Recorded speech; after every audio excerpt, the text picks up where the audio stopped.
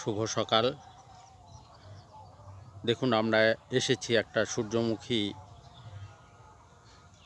ফুলের ক্ষেতে।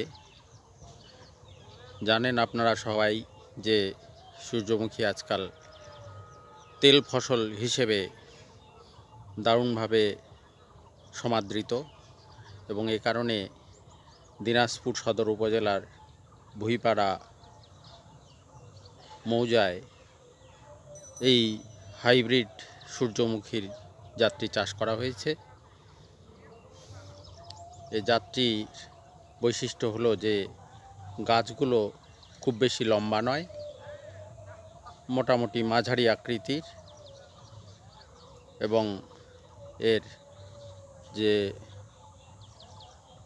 ডিস্ক যেটা আমরা বলি, যা থেকে বীজ পাওয়া যায়, সেটি অনেক বড়, এবং সে কারণে আশা করা যাচ্ছে যে এই ক্ষেত থেকে